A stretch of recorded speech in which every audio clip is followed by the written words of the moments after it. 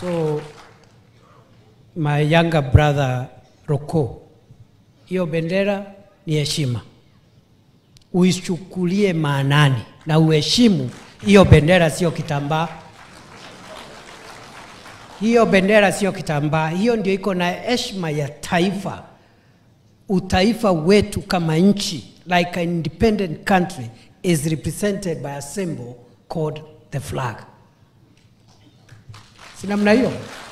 So uheshimu bendera, utetee serikali, na pia vile vile ueleze wananchi yale serikali inafanya. Na ile bado haijafanyika, usukume. That's why you are in government. Usukume mpaka ifanyike. Uwezi kuwa wewe rais na hao wazee wamekubariki, kwa sababu kabla rais akuteue lazima angalie na asikize, na hako na system ya kusikiza. Ajue kama uko na heshima nyumbani. Hao wazee wamekuheshimu. Rais amekufanyia heshima. Umepewa bendera. Hii county bendera ni wewe tu unapeperusha. Haiwezekani ati wewe yule ambaye umebahatika. Mungu amekupatia bahati. Rais amekubahatisha.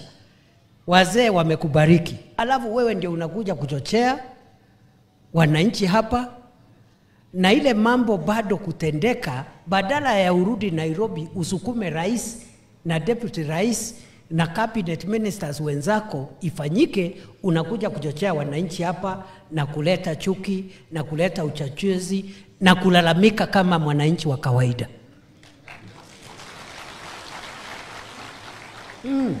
Your business first, you must tell the people what has been done. Number 2, ile imekwama. Hiyo mambo unaniambia hapa. Sasa wewe sio mbunge tena. Wewe ni waziri. Hiyo mambo umeniambia, tunaenda kusukuma na wewe.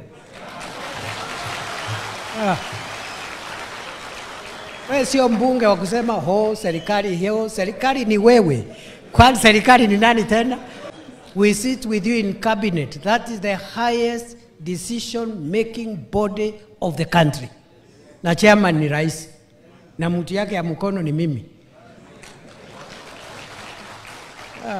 So you cannot be a minister na badala usaidie wananchi kuelewa program ya serikali imefika wapi, na ile imekwama usaidie wananchi hiyo kitu ipatikane, unakuja hapa kulia, kuchochea na kulalamika. It is not possible. Ukitaka kulalamika, out. Kama umeshindwa kutetea watu, out. Kama unataka kutetea watu ya mbele wapate maendeleo, in.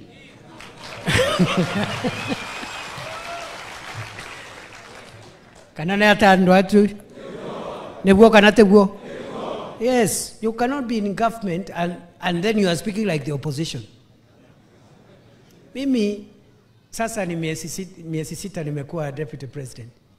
Umesikia nikilalamika hata siku moja? You cannot complain. You must work hard to make sure that what is not being done is being done, because it is your responsibility. Sina mna hiyo? Ile barabara inakwama, unaenda, unasukuma, budget inapatikana, unaremind rais hapo, anaita minister wa treasury, tunaweka kwa budget, inatengenezwa. Kijiji ambayo iko na stima, wajumbe wanakueleza, unaongea na watu ya stima, unaita waziri, unaita PS, inanyoroka. That is the work of us who are in government.